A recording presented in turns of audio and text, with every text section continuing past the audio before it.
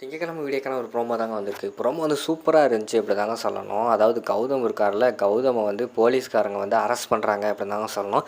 எதுக்கு என்ன ஏதுன்னு பார்க்குறப்போ சேனலை மட்டும் மறக்காமல் லைக் அண்ட் சப்ஸ்கிரைப் மட்டும் பண்ணிடுங்க. ஃபஸ்ட்டு எடுத்தோடனே வந்து போலீஸ்காரங்க வந்து அதிரடியாக வீட்டுக்கு வர்ற மாதிரி தான் காட்டிக்கிட்டு இருக்காங்க. அப்போ வந்து கௌதம் வந்து கேட்குறாங்க, என்ன சார் அந்த அந்த அவங்ககிட்ட விசாரிச்சிங்களா, உண்மையை சொன்னானா, 25 கோடி பணத்தை எங்கே வச்சுருக்கேன்னு ஏதாவது உண்மையை கக்குனானா அப்படிங்கிற மாதிரி வந்து கௌதம் கேட்காங்க.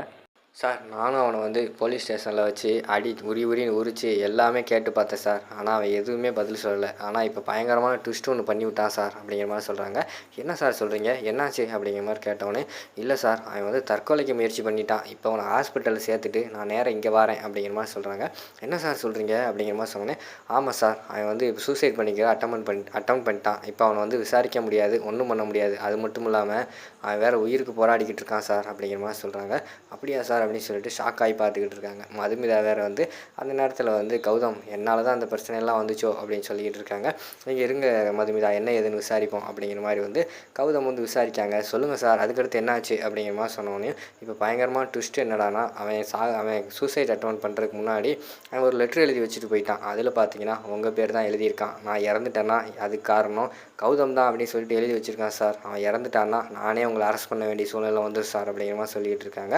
அதை பார்த்தோன்னே மதுமிதாவுக்கு வந்து பயங்கரமான ஷாக் ஆகிடுது. ஐயையோ நம்ம போட்ட பிளான் படி பார்த்தா இது வேறு மாதிரி நடந்துக்கிட்டு இருக்கே, கடைசியில் கௌதம் அரெஸ்ட் பண்ணுற அளவுக்கு வந்துருச்சே அப்படின்னு சொல்லிட்டு, சாரி கௌதம் என்னால் தான் இந்த நிலைமைக்கு வந்து நீங்கள் வந்துட்டீங்க, என்ன பண்ணுறதுனே தெரியலை அப்படின்னு சொல்லிட்டு அந்த இடத்துல மதுமிதா வந்து சொல்லிக்கிட்டு இருக்காங்க. இருங்க மதுமிதா அதெல்லாம் ஒன்றும் கிடையாது, பார்த்துக்குருவோம் அப்படிங்கிற மாதிரி சொன்ன உடனேயும், சரி மதுமிதா நீங்கள் கொஞ்சம் வெயிட் பண்ணுங்கள், எனக்கு தெரிஞ்ச லாயரு எல்லாட்டையுமே நான் வந்து போய் பேசிட்டு வந்துடுறேன் அப்படிங்கிற மாதிரி சொல்கிறாங்க. சார் நீங்கள் எங்கேயுமே போகக்கூடாது அப்படின்னு சொல்லிட்டு போலீஸ்காரங்க வந்து தடுக்கிறாங்க. எதுக்கு சார், நான் என் லாயரை கூட பார்க்குறதுக்கு எனக்கு உரிமை கிடையாதா, என்ன சார் சொல்லிக்கிட்டு இருக்கீங்க அப்படிங்கிற மாதிரி சொன்னோன்னே, இல்லை சார் அவன் ஆல்ரெடி வந்து லெட்ரு எழுதி வச்சுட்டு தான் சூசைட் பண்ணியிருக்கான். அவர் இறந்துட்டா காரணம் யாருன்னு சொல்லிட்டு எழுதி வச்சுருக்கான், உங்கள் பேரை தான் எழுதி வச்சுருக்கான். இப்போ அதனால தான் வீட்டுக்கு வந்திருக்கோம், உங்களை வந்து ஹவுஸ் அரெஸ்ட் பண்ணியாச்சு அப்படிங்கிற மாதிரி சொல்கிறாங்க. உடனே எல்லாருமே ஷாக் ஆகிறாங்க, என்னடா ஹவுஸ் அரெஸ்ட்டா அப்படிங்கிற மாதிரி சொல்லிட்டு, ஆமாம் சார் இப்போ வந்து நீங்கள் இக்கட்டான சூழ்நிலையில் தான் இருக்கீங்க, என்ன பண்ணுறது, அவங்க ஒய்ஃப் வேறு வந்து உங்கள் மேலே கம்ப்ளைண்ட் கொடுத்துருக்காங்க அப்படிங்கிற மாதிரி சொல்கிறாங்க.